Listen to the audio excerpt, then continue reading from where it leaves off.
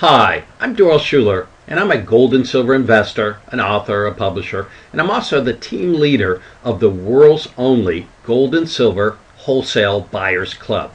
And I've just written a brand new book that I'm tremendously excited about called The Definitive Guide to Storing Gold and Silver. It's an excellent book and it's loaded with tons of great information. So what this video is about, it's about one of the chapters in the book, and it's about using home safes for your gold and silver. I'm excited about this chapter because for most people a home safe is an excellent option. You just have to pay attention to some important details. So for most people, having a home safe will work perfectly for you. And you may want to have a conversation with your home insurance agent first and find out what the coverages are, because some of them aren't covered. Some of them you could buy a rider for, and some of them you can't. So everything pretty much with this concept is risk and reward. So be sure to weigh that out and make sure that you can live with the risks that are involved. So when it comes to choosing the right safe, there's practically an unlimited number of options that are out there on the market. You know, you can get the floor safes that are buried into the floor. Some people will put these in their garage or basement and actually cement them into the floor. Gun safes are great. They're very large and very heavy and kind of hard to carry out. Wall safes, standalone safes, there's tons of different safes out there. Here's the big thing. It is strongly recommended that you find some way to attach your safe to the floor, to the wall, or attach it to something. The easy way to think about it is if you can carry your safe into your house to place it, then the bad guys can just as easily carry it out the way you brought it in unless you secure it in some way, shape, or form. So that's a big point there. Securing your safe to the floor or wall or whatever you happen to be doing, it's all about buying you time. The better you secure it, the more time it will take for a thief to try and break into it or carry it out. And most thieves are worried about getting caught, and they know the longer it takes them to get the job done, the greater the odds for them to get caught. So most of them want to just break in, grab it, and get out safely before it's too late. Actually, I have a friend of mine who has a very large safe in his basement. And what he did is he took and had someone grind off the smooth edges of the outside of the safe, welded all these rebar strands all over it so it looked like, just had rebar sticking all out from it. And then he covered it up in 10 yards of cement. So, that might be a little extreme for a lot of people, but some people can get pretty creative. I would challenge anyone to breaking into that safe. I think you'd be tough to do. Here's another thing that some people don't think of. If there's any way that you can install the safe yourself, then all the better. The less people that know about your safe, the better off you'll be.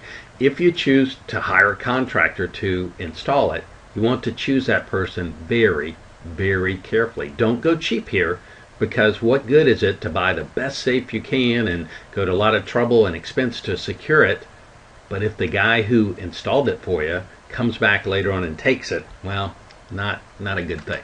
So when selecting a safe, how do you select? There's so many to choose from. How do you know what's right for you? Here's a cool little tip, is you can contact a local locksmith in your area. This is what they do for a living. In fact, they break into safes for a living. And I've talked to some of these guys, and it's so funny. They know they can, talk about this model safe, that model safe, and I can break into that in no time. And they can tell you what is a good, solid, reliable safe that should do you right for your own needs like that. So it's a great resource to go to. If you don't want to do that, Liberty Safes is probably one of the largest, most trusted brands out there. They're advertised by Glenn Beck and Tom Gresham and Dave Ramsey and some really credible folks, but they make some really solid safes that many people consider to be the best in class, that will pretty much stand up to anything. So a suggestion there. This is one area where you don't want to cut cost and save a few bucks. I mean, some people have large dollar amounts of gold and silver, but they want to be cheap with a safe, and think about it. If you've got $50,000 or $100,000, a couple $100,000 worth of gold and silver, and you go buy a cheap safe and somebody can break into it easily, not very smart. Also, most safes are rated for both burglary and fire. Basically, the burglary rating talks about how long it will take to, for somebody to break into. A fire rating, how long that it can preserve the contents during certain temperature fires like that. So important points, and you can find these online or with any kind of safe company like that. These ratings are clearly made available. So the whole thing about what we're talking about is time.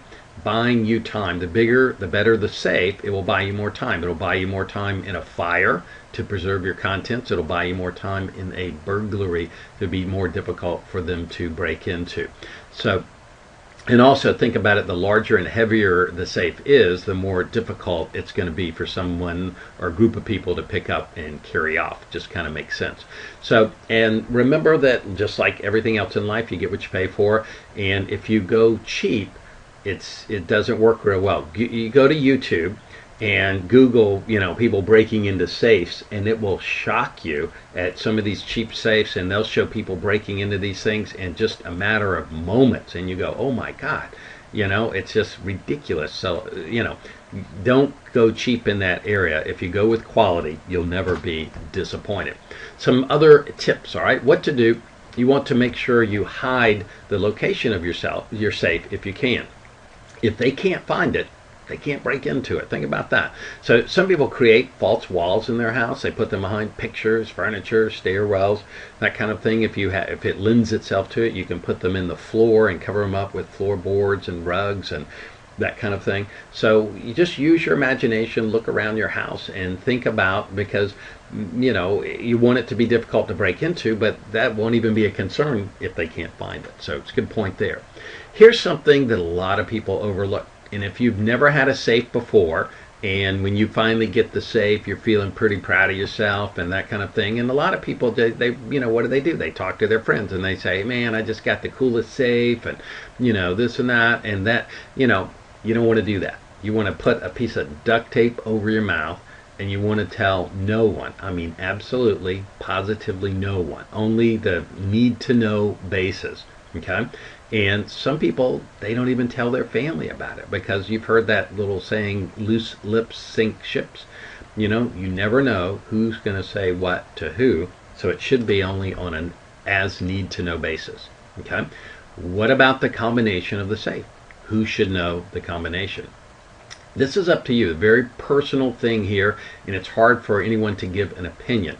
I've done a lot of research in this area, and there's lots of conflicting advice and suggestions out there, and who's to say which one is right.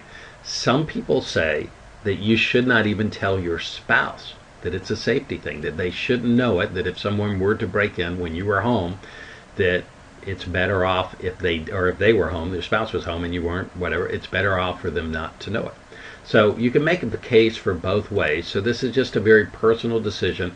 You should make it very carefully, and you'll find a lot more information on this very subject in my book that I'll tell you about later on.